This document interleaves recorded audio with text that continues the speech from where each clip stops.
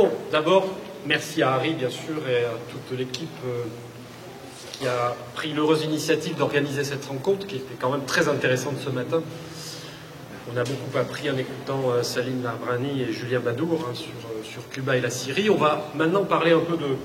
Alors, revenir aux États-Unis, parce que, bien sûr, c'est notre sujet principal, mais aussi, je vais un petit peu parler de la Chine, puisqu'il s'avère que dans le paysage géopolitique actuel, la confrontation, je vais employer ce terme pour rester relativement neutre, entre ces deux grands pays est un petit peu sur la sellette, enfin elle est sur le devant de la scène très nettement, puisque il y a, et de part et d'autre d'ailleurs, on l'a dit, une nouvelle guerre froide.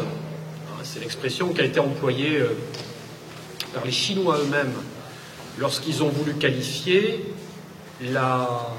l'offensive diplomatique et idéologique lancée par les États-Unis contre l'État chinois à partir du moment où Mike Pompeo en particulier, dans un discours auquel Harry a fait référence tout à l'heure, a indiqué que le principal ennemi dorénavant des États-Unis et de l'ensemble des démocraties qui composent le monde libre, ou prétendument libre, c'est le Parti communiste chinois. Ce qui est très intéressant d'ailleurs, c'est qu'il a dit non pas la Chine, mais le Parti communiste chinois. C'est-à-dire que dans la désignation de l'adversaire, dans la façon dont on nomme l'ennemi, il y a, à l'évidence, une connotation politique et idéologique qu'il faut bien analyser pour comprendre les tenants et aboutissants de cette nouvelle confrontation qui fait suite à ce qu'on a déjà connu, c'est-à-dire la guerre froide qui jadis opposait l'Union soviétique et les États-Unis d'Amérique. Alors, la confrontation actuelle, c'est effectivement la confrontation entre l'aigle et le dragon. C'est ce qui pourrait résumer, si vous voulez, cette confrontation de cette façon. Une nouvelle guerre froide, c'est-à-dire que ce n'est pas une guerre ouverte, bien entendu. On espère d'ailleurs qu'elle restera à l'état de refroidissement et qu'elle ne se réchauffera pas trop, notamment dans le détroit qui sépare la Chine continentale de l'île de Taïwan, parce que là, évidemment, ça pourrait être assez périlleux pour la paix mondiale, mais en tout cas, il y a une vraie confrontation, ça c'est sûr, et c'est ce dont il faut parler. Alors,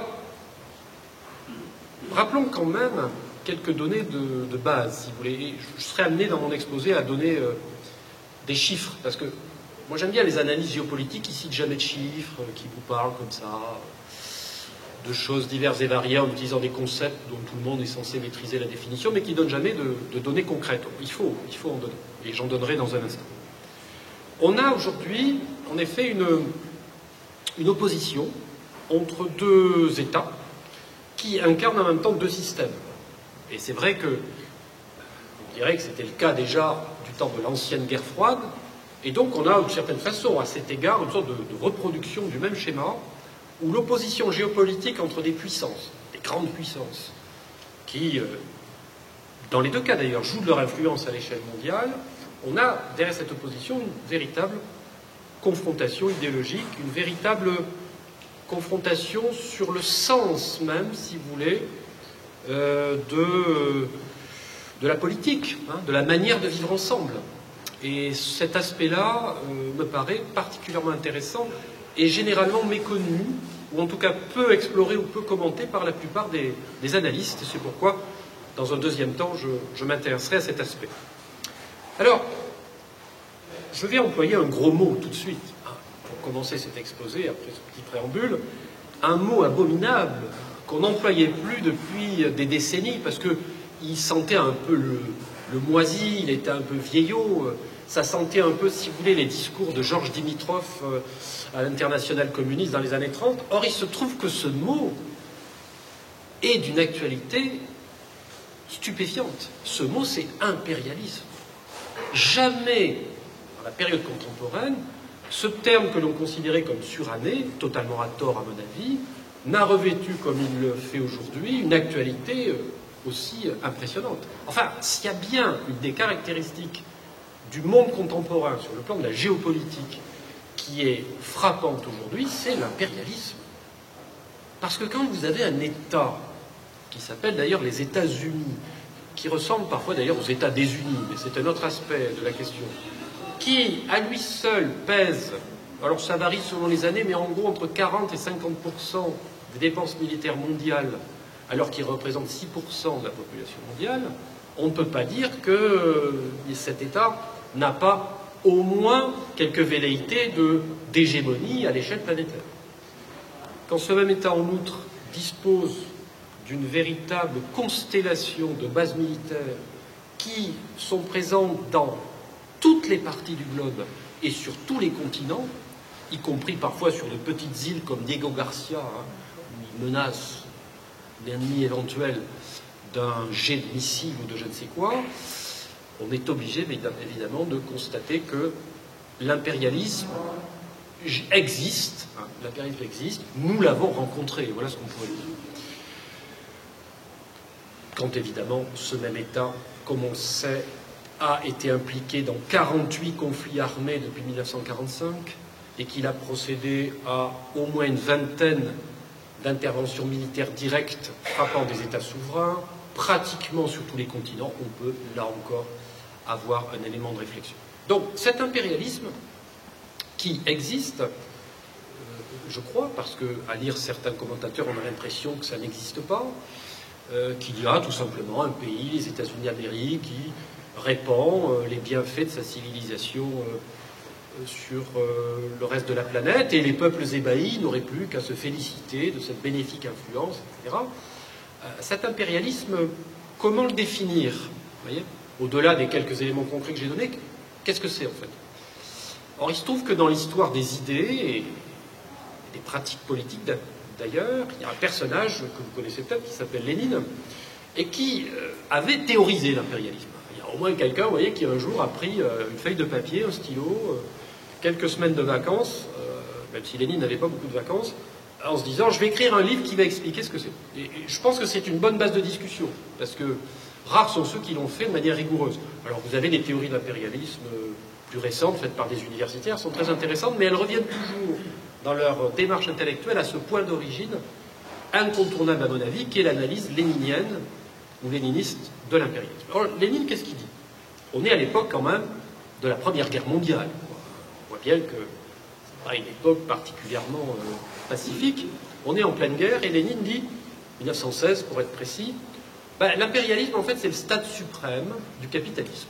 C'est-à-dire que le capitalisme a connu un essor fulgurant qui continue d'ailleurs d'une certaine façon à travers les crises périodiques qui sont les siennes depuis les débuts du XIXe siècle, je dirais même si on remonte aux origines de la révolution industrielle au troisième tiers du XVIIIe siècle en Angleterre, et cet essor fulgurant du capitalisme a fait naître donc des économies développées, des économies industrialisées, oui, c'était déjà à l'époque, déjà le cas à la fin du XIXe siècle, qui entrent en concurrence, parce que la logique du capitalisme, c'est effectivement l'affrontement concurrentiel, non pas la concurrence libre et non faussée qui n'existe que dans le cerveau des économistes libéraux, mais la vraie concurrence qui s'exerce en termes de rapport de force, si vous voulez, dans l'arène économique mondiale. Et il y a un moment où cette concurrence dégénère en affrontement. C'est-à-dire, on voit bien qu'à la fin du XIXe siècle, au début du XXe siècle, à l'approche de ce qui sera la grande boucherie 14-18, l'Allemagne, la Grande-Bretagne, la France, l'Italie, la Russie, les États-Unis derrière, qui sont en embuscade, sont, si vous voulez, en rivalité et il apparaît, ce que Lénine analyse fort bien, tout un ensemble de rivalités inter-impérialistes. Donc l'impérialisme, c'est ce stade atteint par le développement capitaliste lorsqu'il mène à un affrontement entre des puissances elles-mêmes capitalistes qui rêvent toutes d'avoir leur place au soleil. Et si l'Allemagne est au centre, d'ailleurs, du processus de déclenchement de la Première Guerre mondiale, c'est bien parce que l'Allemagne est une puissance industrielle qui connaît un développement accéléré dans les 10 dernières années de l'avant-guerre, 14-18, et qu'elle réclame sa part du gâteau colonial. La rivalité interimpérialiste est aussi une rivalité entre les colonialismes européens, les Français et les Anglais ayant pris l'essentiel du gâteau, et les Allemands, et bientôt les Italiens d'ailleurs, qu'on retrouvera avec Mussolini plus tard, rêvant elles aussi, de prendre la leur. Donc cet impérialisme dont nous parlons aujourd'hui, je crois qu'il faut en parler parce que ce terme, à mon avis, n'est invalidé par aucun élément factuel. Je crois que c'est toujours d'actualité. Il faut bien aussi le replacer dans son évolution historique. C'est quelque chose qui n'est pas nouveau. Bon, ça fait un bon siècle quand même que nous vivons sous l'ère de l'impérialisme. Sauf que cet impérialisme a connu une série de mutations. Nous sommes passés d'une époque où les empires coloniaux, français et britanniques en particulier, dominaient la planète. Je crois que le calcul a été fait que pratiquement 60% de l'humanité, en 1930, vit dans l'empire colonial britannique ou dans l'empire colonial français, d'une manière ou d'une autre. Cette époque est révolue, ces deux empires coloniaux se sont effondrés. Bien sûr, les Français ont gardé quelques petits vestiges de cet empire colonial, dont une partie d'ailleurs a été départementalisée, et malgré tout, ils ont conservé également le fameux précaré africain que d'aucuns appellent à juste titre la France-Afrique. Une France-Afrique d'ailleurs qui se porte assez mal si on en croit les différents rapports qu'on peut lire à ce sujet, et notamment liés à la montée en puissance spectaculaire de la Chine en Afrique. Et oui, la nature a horreur du vide. Quand un empire décline, un autre apparaît. C'est ce dont on va parler maintenant. Donc cet impérialisme, si vous voulez, il a connu cette mutation à l'occasion de la Seconde Guerre mondiale. La Première Guerre mondiale, ça a été le moment de l'affrontement entre les impérialismes européens, qui se sont en quelque sorte mutuellement détruits. Et la Seconde Guerre mondiale met un terme, je dirais, à l'histoire de ces impérialismes européens, qui ne vont occuper qu'un rôle accessoire, dorénavant, un rôle modeste de supplétif, s'agissant de la France, au profit d'un nouvel empire, qui est l'empire des États-Unis. Alors l'empire américain, ou l'empire états-unien, pour être plus précis, qui lui, alors, connaît sa véritable heure de gloire en 1945. En 1945, les États-Unis détiennent à eux seuls la moitié de la puissance industrielle mondiale, hein, c'est la moitié du PIB industriel mondial.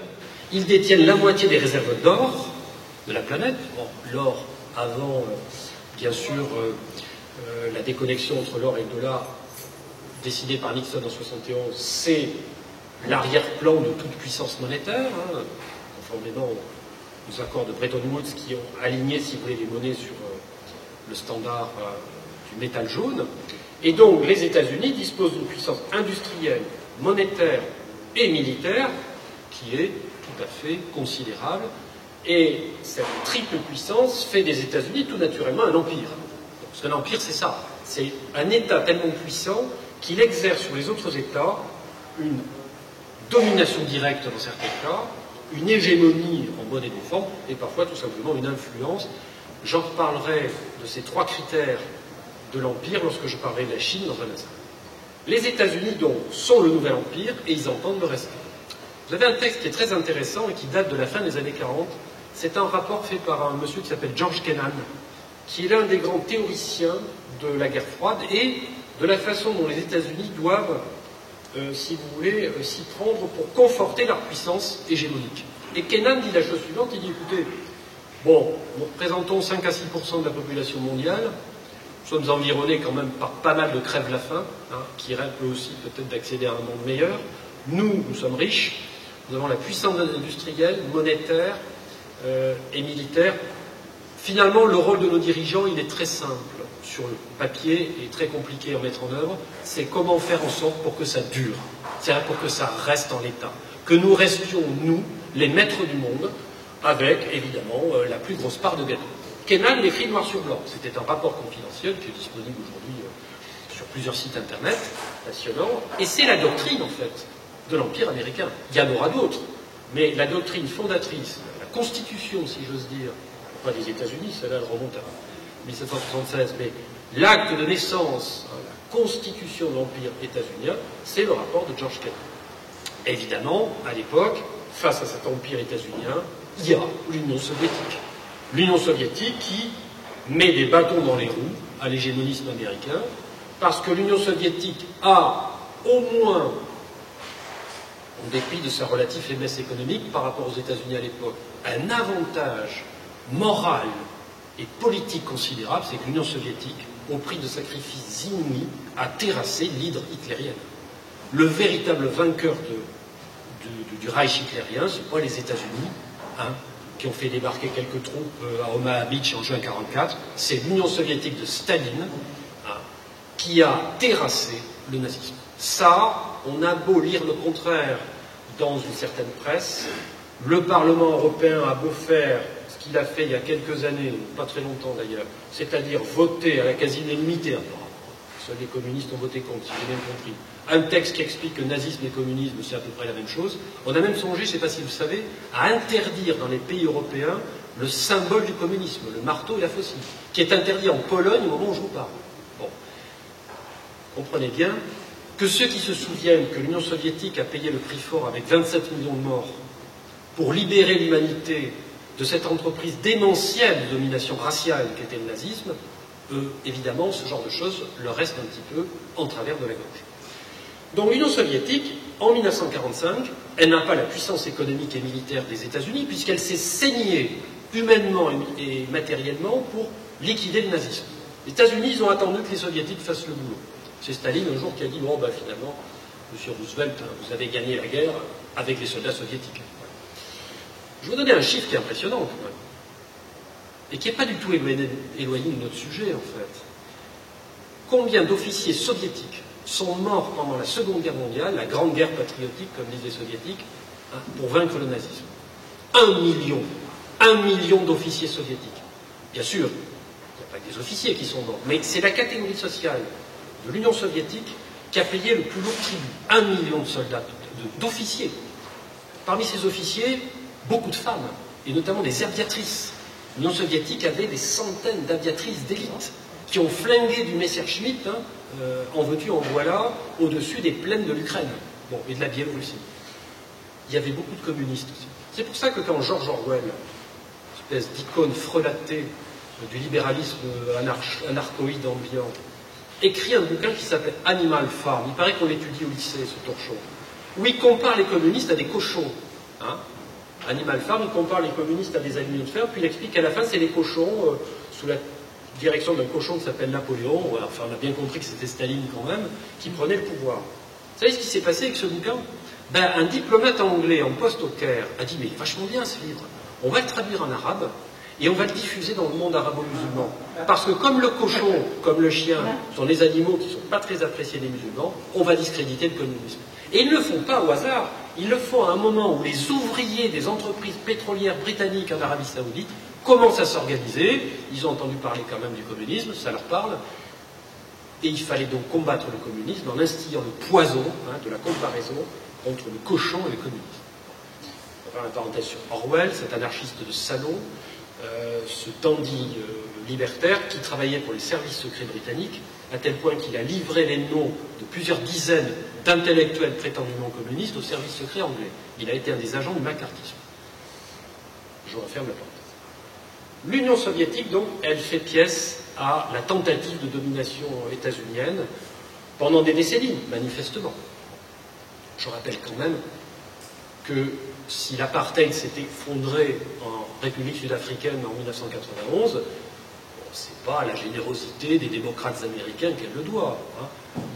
Salim l'a rappelé tout à l'heure, c'est au combat sur le champ de bataille des soldats cubains qui sont venus donner un coup de main à tous les mouvements de libération nationale dans tous les pays d'Afrique australe, et le premier dirigeant politique que Nelson Mandela est allé remercier en dehors du continent africain, passé par la case Kadhafi. C'est Fidel Castro à la main.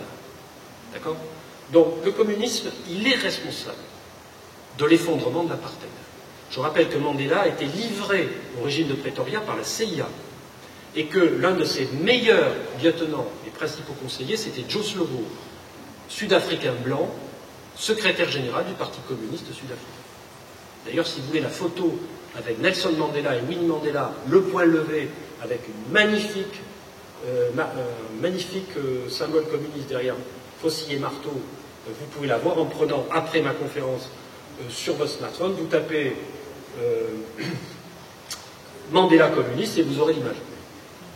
C'est pour ça quand même que l'amour des Américains pour Mandela a été quand même l'objet d'une conversion tardive, je dirais. Quand Obama va faire le guignol à Robben Island en disant « oui, Mandela, un homme merveilleux, etc. », il ferait mieux de rappeler que son propre pays a foutu Mandela en prison et jusqu'au bout a soutenu le régime raciste de Pretoria.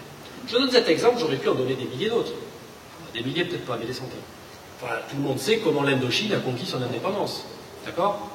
C'est pas en s'adonnant, je ne sais pas, en entonnant des chants libéraux, démocratiques, les droits de l'homme, etc. C'est Ho Chi Minh qui a libéré l'Indochine de la tutelle française, puis américaine. Donc, la contribution de l'Union soviétique dans le cadre de la guerre froide, contexte de la guerre froide, à la libération nationale, d'un nombre quand même tout à fait impressionnant de peuples, mérite d'être rappelé. Pourquoi je vous parle de ça? Parce que c'est ce qui se passe encore aujourd'hui, on va le voir. Je donne juste cet exemple. Salim a dit tout à l'heure que les États-Unis avaient, en application des lois Halliburton, etc., interdit à Cuba d'importer des accélérateurs d'oxygène, c'est comme ça qu'on dit, des concentrateurs d'oxygène. Oui, sauf que 15 jours après que cette information a été donnée, une autre information est tombée sur toutes les agents de presse. La Chine a immédiatement livré les fameux concentrateurs d'oxygène. Et vous pouvez voir sur le compte Twitter de l'ambassade de la République populaire de Chine la confirmation de cet événement. Ça, c'est de l'internationalisme. L'internationalisme, ce n'est pas l'internationalisme abstrait à la Trotsky, où on rêve d'une révolution mondiale à un de ces jours, et en attendant, on sert en réalité d'agent double pour l'impérialisme, ce qui est la définition du trotskisme. Non, non. L'internationalisme, c'est lorsque un État souverain qui est en train de réaliser dans les pires difficultés une révolution ou une réforme, ou tout simplement en train d'essayer de bâtir une économie développée comme le fait la Syrie pour donner satisfaction au peuple, un autre État d'orientation socialiste, plus puissant, donne un coup de main. C'est ça l'internationalisme. C'est ce que les Soviétiques ont fait avec Cuba, c'est ce qu'ils ont fait avec l'ANC de Mandela, c'est ce qu'ils ont fait avec l'Angola, et c'est ce que la Chine, aujourd'hui, fait avec Cuba et avec le Venezuela. Parce que le Venezuela, je vais dire un mot sur le Venezuela. Vous savez ce qui se passe au Venezuela? La révolution bolivarienne. Cette révolution calomniée par les médias bourgeois. Les Français en particulier, de toute façon, ils sont tous bourgeois, les médias français. Comme une révolution autoritaire, avec un dictateur qui s'appelait Chavez, un nouveau dictateur qui s'appelle Maduro. C'est bizarre parce qu'on accuse de dictature, d'accord, un mouvement politique qui n'a eu de cesse d'organiser des élections depuis 20 ans. Et il se trouve que sur 18 élections, il en a gagné 17. Voilà. Et la prochaine, je crois, il va la gagner aussi. Bon. Cet État, le Venezuela, qui est un État souverain, où le peuple a tranché en faveur, oui, d'une révolution pacifique et progressiste qui s'appelle la révolution bolivarienne, menée par le mouvement chaviste. Il est l'objet d'un embargo aussi cruel que celui qui frappe la Syrie de mon ami Julian Maduro. C'est épouvantable. Les Vénézuéliens, en fait, sont coupés du monde par le système démentiel et diabolique de l'embargo américain, auquel même les Français participent. Oui, alors les Français, c'est bien, il faudrait quand même qu'ils balaient devant leur porte de temps en temps. Hein, mais on en reparlera, si vous voulez, après, lors du débat.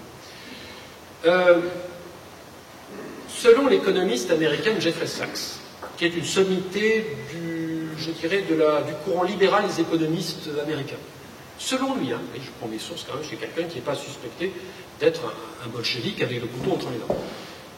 Selon Jeffrey Sachs, en 3 ans, je crois que c'était entre 2017 et 2020, l'embargo terrible infligé au Venezuela a provoqué une surmortalité de 40 000 personnes.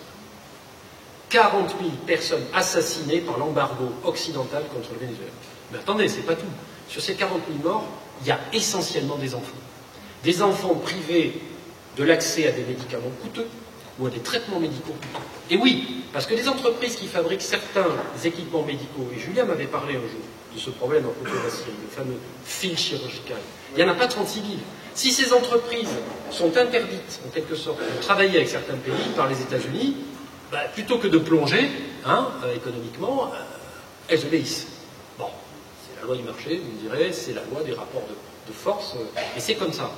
Donc vous avez des enfants qui meurent, au moment où nous parlons, parce que les États-Unis ont décidé que le régime politique du pays en question n'est pas à leur contenance.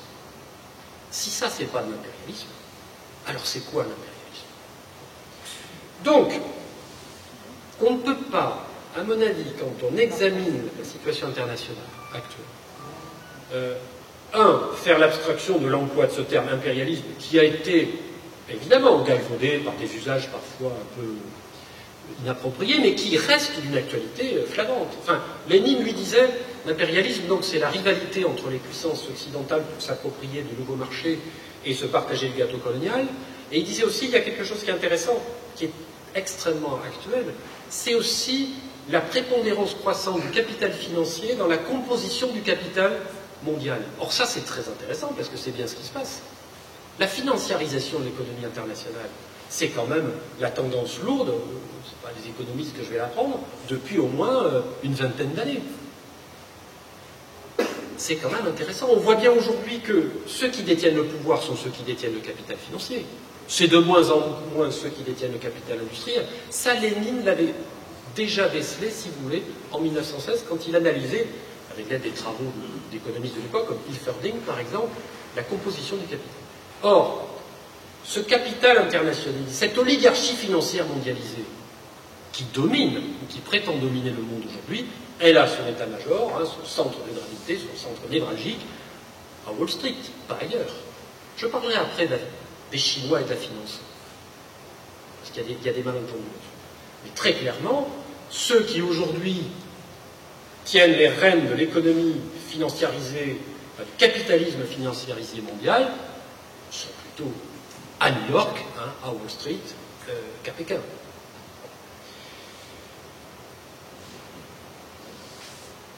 La Chine, les États-Unis. Effectivement, l'heure est venue maintenant de faire un petit comparatif. Une petite étude comparative. D'abord, quand on fait une comparaison, il faut définir des critères. Bon. On nous dit l'impérialisme, c'est l'expansionnisme économique, dont les Chinois, puisqu'ils sont en phase d'expansion économique, c'est le moins qu'on puisse dire, sont impérialistes. Ah bon, donc il y a une équation expansionnisme économique et impérialisme. Très bien, bon. Ou alors, ça se traduit par quoi? Ah ben, vous voyez bien, il domine le monde, il domine qui et comment et quoi. Quand un État souverain signe un traité avec un État souverain, c'est pas un rapport de domination. Ou alors, il faut démontrer qu'il y a eu corruption des dirigeants de l'État en question, ingérence secrète, etc. Enfin, c'est pas tellement le genre des Chinois, en fait. Moi, je vais prendre des faits qui vont permettre de montrer qu'entre la Chine et les États-Unis, comme on dit, il n'y a pas photo. D'accord? Et je vais utiliser 4 critères. Parce que l'impérialisme sous sa forme actuelle, les analyses de Lénine restent valables, mais enfin, le partage du gâteau colonial, c'est plus tellement d'actualité. Le seul État qui se permet de coloniser ouvertement le territoire de notre peuple aujourd'hui, c'est, pas 36, c'est surtout Israël quand même, qui est champion de la compétition. Au championnat, il a gagné depuis toujours. Pas de problème. C'est l'État colon par définition. Et puis, il y a ceux qui occupent le territoire des Chagossiens. Voilà, c'est un bon exemple aussi d'occupation coloniale non résolue. Bon, certains rajoutent le Sahara occidental et un certain nombre d'autres territoires peut-être relativement moins importants, mais où le problème se pose. Non, l'impérialisme aujourd'hui, c'est l'emprise exercée par une superpuissance sur des peuples, des nations et des États, et parfois même des États souverains, auxquels on impose les termes d'une relation qui n'est pas une coopération, mais une domination. Dans certains cas, c'est évident que quand les États-Unis envahissent la Grenade ou Panama, c'est de la domination. Ou d'une hégémonie plus subtile. La Colombie n'est pas envahie par les États-Unis, mais enfin, on a bien compris qu'elle était satellisée par les États-Unis, puisqu'elle fait partie de l'arrière-cour sud-américaine des États-Unis d'Amérique. C'est ça l'impérialisme.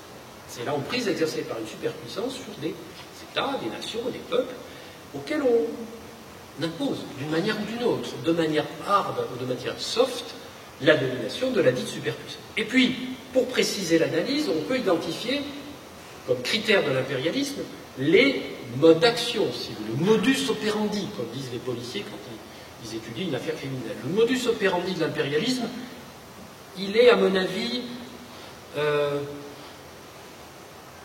c'est le Pentagone. C'est les 5 doigts de la main. Il y a 5 modus operandi. Le premier, bien sûr, c'est l'intervention militaire directe. Alors, les États-Unis sont spécialistes. La liste des pays qu'ils ont bombardés ou envahis est longue comme le bras. Je ne vais pas vous l'infliger à nouveau. La plus spectaculaire, cette intervention militaire, a été celle qui a frappé le Vietnam. Et vous savez comment ça a fini. Cela dit, il meurt chaque année au Vietnam, encore aujourd'hui, 20 000 personnes, dont de nombreux enfants. des suites de la pollution du sol vietnamien, et du sous-sol d'ailleurs, par le fameux agent orange. Les États-Unis, c'est Attila. Hein. Quand ils passent quelque part, ils passent tout le monde au fil de l'épée, et puis l'herbe ne repousse pas. Voilà. Les barbares de l'époque contemporaine, ne les cherchez pas ailleurs, ils sont outre-Atlantique. L'intervention militaire directe. Le deuxième modus operandi, et Salim Labrani nous a fait l'exposé magistral tout à l'heure à ce sujet, c'est la guerre économique. L'embargo, le blocus. Je ne peux pas t'envahir ou te détruire militairement, je vais te faire crever de faim. Les États-Unis aujourd'hui, ils infligent un embargo ou des sanctions économiques à 39 pays. Récent, 39 pays. Il y avait un article sur le site de Michel Collomb, Investigation, qui détaillait de manière remarquable cette affaire. Troisième modus operandi, qui n'est pas le moins important, surtout par les temps qui courent, où tout est affaire de représentation médiatique, de spectacle. C'est l'impérialisme spectacle. Vous savez, la société du spectacle de Guy Debord. Il y a deux ou trois idées intéressantes dans ce bouquin, un argoïde un peu débile, mais il y a quand même cette idée-là, c'est le spectacle, le show médiatique. Donc, troisième modus operandi de l'impérialisme contemporain, états-unien, c'est la manipulation médiatique. Ça, c'est très fort. On y revient. Ensuite, quatrième modus operandi, alors là, il y a de nombreux exemples, c'est le coup d'État téléguidé. Pinochet contre Allende, le coup d'État contre Mossadegh en Iran, j'aurais dû commencer par là, le coup d'État contre Goulart au Brésil en 1965, les tentatives multiples de coups d'État. Parce que parfois ça rate, évidemment. La population se rebelle. Facteur très important de l'échec des tentatives de coup d'État téléguidé, c'est l'attitude de l'armée. Si le Venezuela n'est pas tombé, c'est parce que Chavez était un militaire, que Chavez a eu l'intelligence de se doter d'une garde prétorienne, l'armée vénézuélienne, acquise à la révolution bolivarienne, et qu'en plus, non seulement l'armée vénézuélienne, pour l'instant, est fidèle, mais il a créé une milice populaire de 800 000 hommes et femmes. Pour l'instant, ça tient. Ça fait 20 ans qu'ils tiennent. Ma foi, on verra la suite. Enfin, quatrième, modus operandi, c'est ça, c'est le quatrième. Non, le cinquième, pardon. Alors là, Julien nous a fait un exposé merveilleux, la terreur importée. La fabrication et la manipulation du monstre djihadiste qu'on va utiliser ou combattre selon les moments, selon la conjoncture. Hein. Jusqu'en 2014, par exemple, en Irak et en Syrie, le terrorisme pour les États-Unis, c'est bien. C'est bien. Ils combattent les méchants. Hein. Les islamistes radicaux en Syrie combattent Assad, qui est le méchant absolu, donc c'est bien. Puis il se trouve qu'à un moment donné, un humanitaire américain qui se baladait par là, je ne sais pas ce qu'il foutait, est coupé en morceaux par un djihadiste, et Al Jazeera a la bonne idée de passer l'image. Alors là, non, c'est des méchants, parce qu'évidemment, le président américain ne peut pas dire à son peuple, non, non, mais on ne fait rien. Alors là, on va attaquer Daesh et expliquer que Daesh est un ennemi. Sauf que le chef de Daesh, il a créé Daesh dans une prison américaine, hein, où il pouvait organiser des réunions dans des pièces climatisées, et où il avait évidemment tout l'équipement informatique et télécommunications dont il avait besoin. Il y a un article remarquable écrit par un journaliste américain d'origine pakistanaise, je crois, là-dessus, qui est disponible. On ne peut pas donner tous les détails, bien sûr. Donc, je récapitule. Le modus operandi de l'impérialisme, c'est les 5 doigts de la main, c'est le Pentagone. Hein. L'intervention militaire directe, la guerre économique, je te fais crever de faim puisque je ne peux pas te buter directement.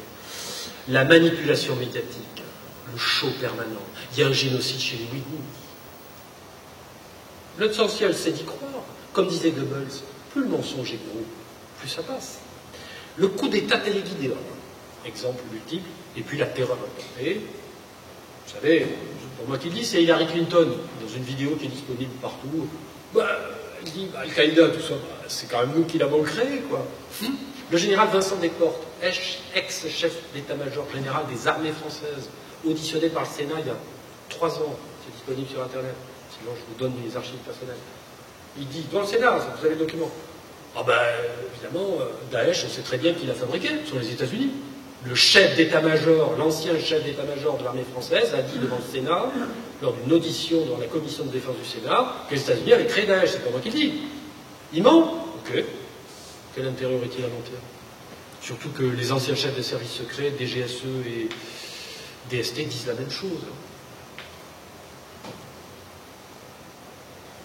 Voilà ce que c'est que l'impérialisme. Alors maintenant, ma fameuse étude comparative. Mais bref, la Chine et les États-Unis. Bon, les États-Unis, donc, intervention militaire, ils en ont fait un paquet. La Grenade, Panama, la Somalie, l'Afghanistan, l'Irak, la Libye, la Syrie. Il y a des soldats américains en Syrie, ils ont bombardé la Syrie. Somalie. J'ai dit. La Somalie, j'ai dit. La Grenade, Panama, Somalie, Afghanistan, Irak, Libye, Syrie. J'ai dû en oublier, mais enfin, voilà, c'est les principales. Je ne suis pas remonté au Vietnam, vous avez remarqué. Vietnam, Laos et Cambodge. Ils ont bombardé le Cambodge. Le Laos a été plus bombardé que l'Allemagne pendant la Seconde Guerre mondiale. Le Laos, qui n'était même pas un État belligérant. Pourquoi? Parce que, effectivement, les troupes vietnamiennes passaient par le Laos. Ça, c'est les 30 dernières années, les 40 dernières années. C'est pour ça que je n'ai pas cité le Vietnam. Toutes ces guerres ont été faites par les États-Unis. La Chine a fait combien de guerres? 0. Tibet. Le Tibet, il n'y a pas de guerre. Il n'y a jamais eu de guerre au Tibet. Non. Non, il y a 40 ans. La Corée s'est finie en 1953. Voilà. Si vous voulez, on réserve ces questions pour le débat. Hein. Mais ne me parlez pas de la Corée, c'était en 1953. Moi, je parle depuis 40 ans. D'accord? Depuis 40 ans, les États-Unis ont fait, en gros, entre 7 et 8 conflits, ont participé à 7 ou 8 conflits majeurs où ils sont puissance intervenante et en situation d'agression. La Chine n'a fait aucune guerre. Bien sûr, une partie de ces conflits, une partie de ces interventions militaires américaines ont été faites en violation du droit international. L'Irak en 2003. Oui, mais c'était pas il y a 40 ans. Voilà. Je vais parler des guerres qu'a fait la Chine après, si vous voulez. Les États-Unis ont 725 bases militaires à l'étranger. Il y en a partout. Et notamment à proximité de la Chine. Il y en a même une sur l'île de Cuba, à Guantanamo, où ils font des expériences, vous savez. La Chine a combien de bases militaires à l'étranger? Une, à Djibouti. Bon, qui sert à contrôler l'Afrique? Pas du tout, elle sert à contrôler le golfe d'Aden. Et à organiser un rapatriement massif du million de Chinois qui est en Afrique, si jamais il y a un problème. Mais ce n'est pas du tout une base militaire orientée vers l'Afrique. Enfin, une contre 725, oh, ça fait une petite différence. Dans les bases militaires américaines, beaucoup sont à proximité de la Chine. Il n'y a aucune base militaire chinoise à proximité des États-Unis. Hein. Cherchez pas, il n'y en a pas. Ça ne s'intéresse pas les Chinois hein, d'aller se balader entre Cuba et la Floride. Les Américains, oui, ils sont très présents hein, entre Taïwan et la Chine continentale. Mais les Chinois, non, ça ne s'intéresse pas. Les États-Unis ont un budget militaire de 740 milliards de dollars. Ce chiffre date, en fait, j'ai regardé, c'est 778 milliards. C'est pas mal. Pour 328 millions d'habitants. Les Chinois, ils ont un budget militaire de 260 milliards. Et encore, il a fortement augmenté depuis 10 ans. Pour un pays d'1,4 milliard d'habitants. Alors, si on fait un ratio, hein, ben, le budget militaire américain par habitant, c'est 12 fois le budget militaire chinois. C'est marrant, c'est exactement la même proportion qu'entre le budget militaire de l'OTAN et le budget militaire russe. Les États-Unis, ils ont 12 fois plus de tanks, de missiles, de porte-avions, enfin, de tout ce qui permet de tuer des gens que les Chinois. Par habitant, ils disent « vous êtes une menace ». Les États-Unis et leurs laquais, leurs larbins de l'OTAN, dont la France, ont 12 fois plus de matériel militaire que la Russie, disent à la Russie « tu me menaces ». Moi, si un type qui a 12 missiles me menace alors que moi j'en ai un, je dirais il me menace. Mais que lui qui a 12 missiles me dise que je le menace, là il y a un problème. La marine de guerre des États-Unis, elle est présente partout, par définition, puisque les États-Unis projettent leur puissance à l'échelle planétaire, puisqu'ils sont d'une certaine façon investis d'une mission de rédemption de l'humanité. Donc il n'y a pas de raison. Un autre aspect aussi très important dans le comparatif, puisque j'ai parlé tout à l'heure de la guerre économique et du blocus. J'ai dit que la Chine n'infligeait aucune sanction à personne. Il y a eu quelques sanctions douanières à l'égard des États-Unis, dans le cadre de la guéguerre, j'appelle ça la guéguerre douanière avec Trump, bon, qui s'est terminée évidemment en eau de boudin ou en pétard mouillé, parce que ça n'a pas donné grand-chose d'ailleurs ni pour les uns ni pour les autres. Mais il n'inflige aucune sanction, et surtout aucun embargo. C'est dégueulasse l'embargo, enfin, il faut le dire quand même. Ça veut dire que quand il y a des enfants qui crèvent d'une maladie, vous interdisez aux entreprises pharmaceutiques qui produisent du matériel médical de livrer les produits dont ces gosses ont besoin pour être guéris. C'est ça que ça veut dire. C'est pas un joujou l'embargo, c'est une arme létale. Les Chinois ne le font pas, ça. Eux, ils livrent des médicaments. J'ai parlé tout à l'heure du blocus contre le Venezuela qui avait tué 40 000 gosses à Caracas. Les Chinois ont envoyé des cargos entiers de médicaments. Il y a ceux qui tuent les gosses et ceux qui les soignent. C'est comme ça. Si vous trouvez que c'est équivalent, alors il faudra m'expliquer selon quels critères.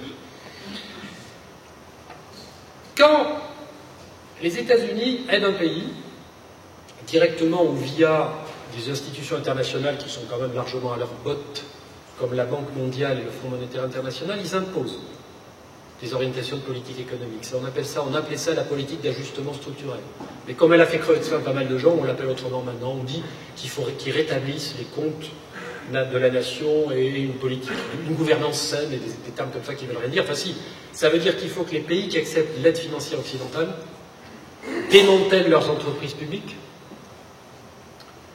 alignent leur monnaie sur le cours du dollar, voire même acceptent la dollarisation de leur économie, dérégulent complètement le secteur financier, comme ça les investisseurs américains pourront faire la pluie de beau temps, et diminuent la fiscalité sur les entreprises et sur les capitalistes. Parce que ça, aux États-Unis, on n'aime pas la fiscalité sur les grosses entreprises et les capitalistes. Ce sont les fameux critères d'obtention par un État, quel qu'il soit, de l'aide du FMI ou de la Banque mondiale. La gouvernance économique néolibérale. C'est le fameux consensus de Washington. C'est comme ça que ça s'appelle.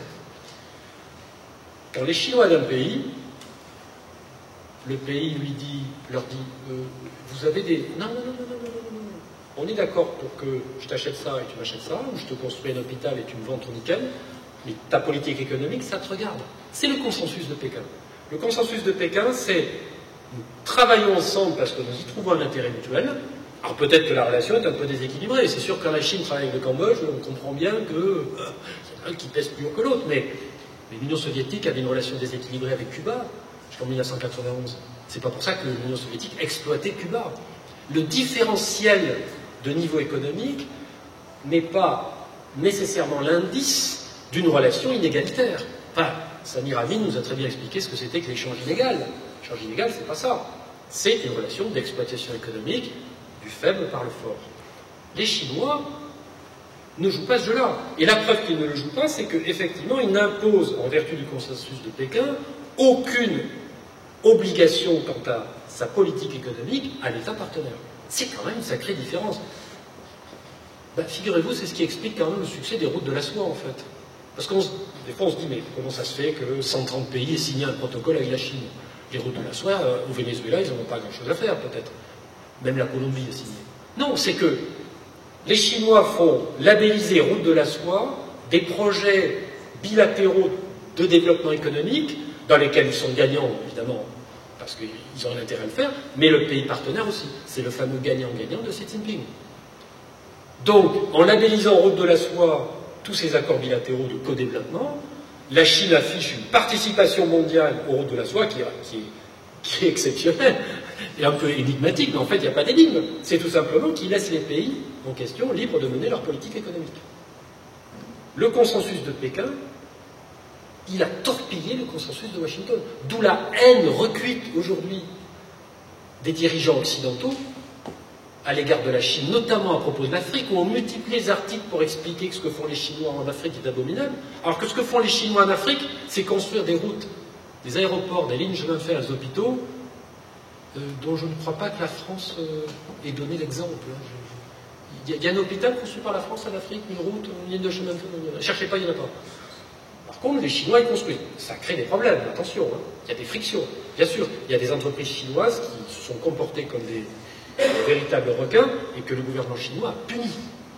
Dernièrement, en République démocratique du Congo, 3 entreprises minières chinoises dans le sud Kivu sont sanctionnées par le gouverneur local. Que fait l'ambassadeur de la République populaire de Chine en République démocratique du Congo? Il fait un communiqué de presse, il dit bravo. Ces gens sont des requins, nous n'en voulons plus, et il ordonne lui-même à ces Chinois de quitter la RDC. Et il dit non seulement ils sont exclus de la RDC, vous avez bien raison de le faire, chers partenaires, mais nous, on va les foutre en tôle quand ils vont rentrer en Chine. Si vous avez un exemple d'entreprise française punie par l'État français pour avoir pillé l'Afrique, vous me le donnez, ça m'intéresse. Je le mettrai dans mes archives. Si vous avez l'équivalent en propos aux États-Unis, vous me le donnez, ça m'intéresse. Je discute dans mes réseaux avec un intellectuel camerounais qui est un type génial, qui s'appelle Nkolo Foé, qui a fait un papier, si j'avais le temps je vous le lirai, remarquable sur les relations entre la Chine et l'Afrique. Allez sur sa page Facebook avant qu'elle soit censurée, vous pourrez lire. Nkolo Foé, F-O-E, un type exceptionnel. C'est devenu ce qu'on appelle un ami Facebook, vous savez, un type qu'on n'a jamais vu, qu'on ne verra jamais, mais avec qui on cause. Avant d'être viré de Facebook, évidemment. Bon, j'ai cité tout à l'heure parmi l'un des modus operandi, la propagande. Bon, écoutez, franchement, je lis la presse chinoise. Pas encore en chinois, je suis en train de l'apprendre, mais au moins en français et en anglais depuis pas mal d'années. Jusqu'à il y a 2 ans, j'ai jamais lu un article dans la presse chinoise qui critiquait les États-Unis. Non, mais vraiment. Ils le font depuis 2 ans. Bah, quand un type te met une baffe, 2 baffes, 3 baffes, puis 10 baffes, il y a un moment, tu lui mets une baffe. Voilà. Tout simplement, ça ne les intéresse pas. Jamais la Chine, par exemple, n'a raconté des insanités sur ce qui se passe aux États-Unis, comme les États-Unis, aussi bien dirigeants politiques que médias aux ordres, le font à propos de la Chine, que ce soit sur le Xinjiang, génocide au Xinjiang. C'est risible. Sur Hong Kong ou sur Taïwan. Bon. Il paraît même qu'ils ont trouvé des problèmes en Mongolie. Il y a 10 types qui ont fait une manif en Mongolie. Je crois que le New York Times a fait la une.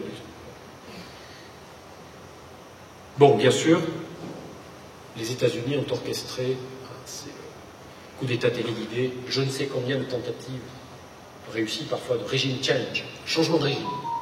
Dans de nombreux pays, Libye, Syrie, Ukraine, Venezuela, Honduras, la Chine ne l'a jamais fait. Il n'y a pas d'exemple d'une intervention chinoise pour renverser le gouvernement d'un pays, quel qu'il soit.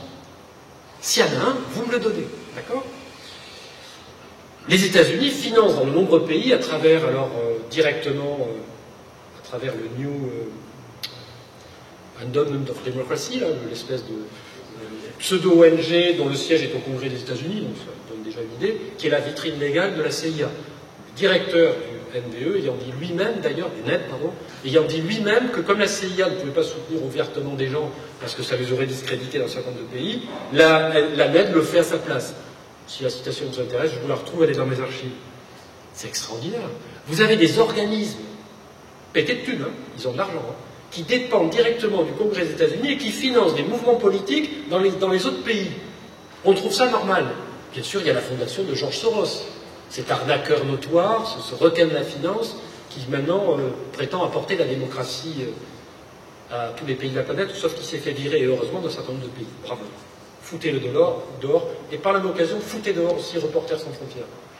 Cette organisation au service de la CIA, qui ose dire dans un de ses rapports qu'à propos des attentats terroristes djihadistes au Xinjiang, il ne faut pas parler de terrorisme, il faut parler de révolte anticoloniale. Eh oui, on parlera, je pense, tout à l'heure du Xinjiang. Enfin, je ne connais pas d'organisation terroriste qui ait été financée par la Chine, ou même aidée, ou même manipulée. Il n'y en a pas. La Chine ne fait pas semblant de combattre le terrorisme. Pour les terroristes, on fait des camps de rééducation en Chine. Aux États-Unis, ou dans les pays manipulés par les États-Unis, on fait des camps d'entraînement. C'est pas pareil. La branche armée ouïghour d'Al-Qaïda se porte assez mal depuis quelques années. Les Chinois lui ont réglé son compte. Par contre, c'est bizarre, mais à Daesh, le Front Nosra, Al-Qaïda, machin, Al-Qaïda, truc, tout ça, ça prolifère dans toutes les zones où les puissances occidentales sont censées faire régner le nouvel ordre mondial et l'ordre démocratique et libéral. C'est curieux quand même, vous ne trouvez pas? C'est quand même bizarre que des gens qui passent leur temps à dire qu'ils combattent un phénomène, en fait, on peut constater que là où ils prétendent le combattre, le phénomène n'a jamais été aussi influent. En fait, l'antiterrorisme américain nourrit le terrorisme, c'est un fait historique, que même les gens très proches du pouvoir états-unien reconnaissent, les dirigeants américains eux-mêmes d'ailleurs reconnus, alors même que l'antiterrorisme chinois, lui, non. Il n'entretient pas le terrorisme, il lui tord le cou. Le premier djihadiste ouïghour qui met le nez dehors, il se prend le coup sur le museau. C'est clair. Et tant mieux d'ailleurs. Donc, j'ai beaucoup parlé, plus longtemps que prévu. Ce que je voudrais dire en conclusion, c'est que si on prend des critères on adopte des critères objectifs qui permettent d'apprécier le rôle des uns et des autres. Si on sort, si vous voulez, d'une lecture complètement subjective, émotionnelle, complètement fantaisiste des choses, on arrive à cette conclusion que entre l'aigle et le dragon, il y a une différence de nature et pas seulement de degré. Ce ne sont pas deux impérialismes en concurrence, c'est d'un côté une puissance, une superpuissance qui continue à croire que son impérialisme a de beaux jours devant lui, encore que certains commencent à avoir des doutes quand même. Les États-Unis, manifestement, sont plutôt sur la pente du déclin, alors que de l'autre côté, une puissance qui a une politique, une superpuissance qui a une politique plutôt pacifique, on peut nuancer, si vous voulez, après, dans le débat, au contraire, est plutôt sur une pente ascendante, sur le plan du développement économique, social, éducatif et des relations internationales. Enfin, si 130 pays ont signé les accords avec la Chine sur les routes de la soie, c'est que ce n'est pas forcément un repoussoir, les routes de la soie, d'accord ? Et puis, sur le plan intérieur, c'est le dernier élément que je vais donner parce que ça me tient un peu à cœur, la dernière étude internationale comparative sur les systèmes éducatifs, l'étude PISA, qui porte sur 50 millions d'élèves de 15 ans dans je ne sais plus combien de pays, elle a placé en tête du podium, pour la première fois, la République populaire de Chine. Comme quoi, quand on passe pas son temps à faire la guerre, on est capable d'éduquer correctement ses enfants. À telle enseigne d'ailleurs que les Chinois ont même décidé, je ne sais pas si vous l'avez vu, de faire basculer tout le secteur des cours privés dans le secteur non lucratif. Ce qui a provoqué une perte de centaines de milliards de capitalisation boursière. C'est pas grave, à Pékin, on n'en a rien à foutre. Tout ça pour protéger, effectivement, pour faciliter l'accès à la réussite scolaire pour les enfants et casser la logique qui consistait pour les familles chinoises à se saigner pour payer les cours privés. Quel État capitaliste est capable de faire ça? De tordre le cou à un secteur capitaliste plus que florissant dans l'intérêt de la population et notamment des enfants.